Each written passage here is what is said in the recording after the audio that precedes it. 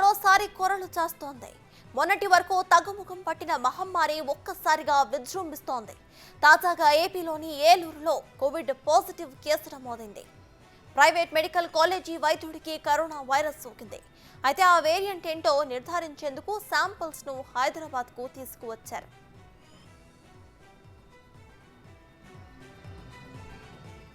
తెలంగాణలోనూ కేసుల సంఖ్య గణనీయంగా పెరుగుతున్నాయి. 24 గంటల్లో 925 కరోనా నిర్ధారణ పరీక్షలు నిర్వహించగా కొత్తగా 6గురికి పాజిటివ్ వచ్చింది. దీంతో యాక్టివ్ కేసుల సంఖ్య 19కి చేరింది.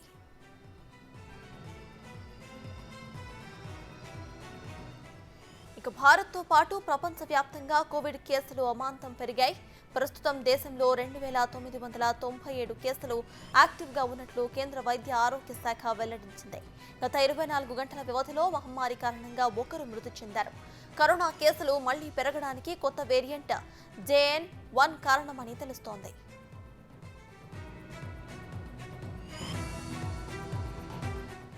కేరళలోనూ కరోనా కేసులు విపరీతంగా పెరిగిపోతున్నాయి. ప్రతిరోజు వందల సంఖ్యలో కొత్త కేసులు నమోదవుతున్నాయి. 24 గంటల్లో 265 కొత్త కేసులు నమోదు కాగా ఒక మరణం సంభవించినట్లు రాష్ట్ర ఆరోగ్య మంత్రిత్వ శాఖ తెలిపింది.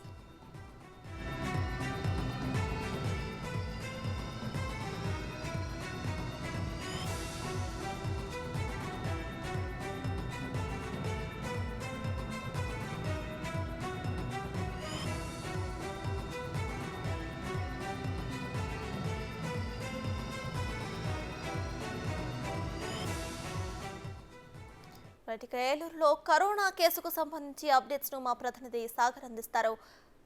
సాగర్, చెప్పండి, ప్రెసెంట్ కరోనా కేసులకు సంబంధించి అక్కడ అప్డేట్స్ ఏంటి? ఒక కేసు వచ్చినట్టు తెలుస్తోంది.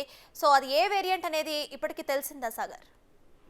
సర్తాజ్, ఉమ్మడి పశ్చిమ గోదావరి జిల్లా ఏలూరులో 6గురికి ర్యాండమ్ గా కోవిడ్ టెస్ట్ చేశారు వైద్యులు. ఇందులో ఒక ప్రైవేట్ కాలేజీ మెడికల్ కాలేజీలో పనిచేస్తున్న వైద్యుడికి కోవిడ్ పాజిటివ్ గా నిర్ధారణ వచ్చింది. వెంటనే అధికారులు అప్రమత్తం అయ్యారు.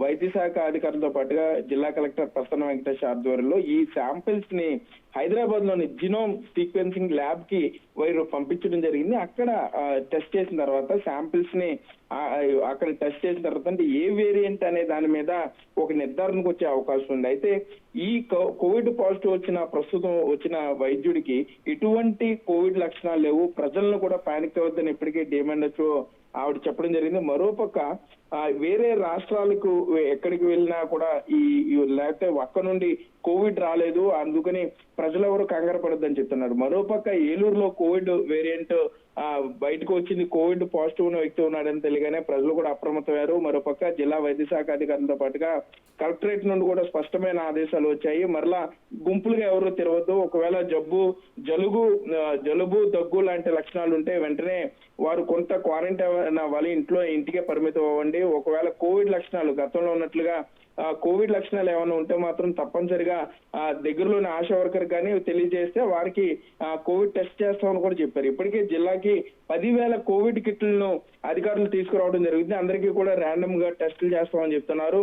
ఈ లోపు ప్రజలు పానిక్ కావద్దని అధికారులు ప్రజలకు చెప్పే పరిస్థితుల్లోనే మరోపక్క కోవిడ్ కి సంబంధించి అంటే ఇప్పటికే ఎవరన్నా ఈ సభలో సమావేశాలు లేకపోతే పెళ్లిళ్ళు విందు వినోదాలు ఎవరైనా ఏర్పాటు చేస్తుంటే లిమిటెడ్ గా మాత్రమే వారిని పిలుచుకోవాలి, కేవలం దగ్గర బంధువులకు మాత్రమే పిలుచుకోవాలని చెప్తున్నారు. ఎవరికైనా కోవిడ్ వచ్చిందన్న అనుమానం ఉంటే తప్పనిసరిగా వైద్యులను సంప్రదించాలి. దయచేసి వారెవరూ కూడా బయటకు వచ్చి తిరగవద్దు.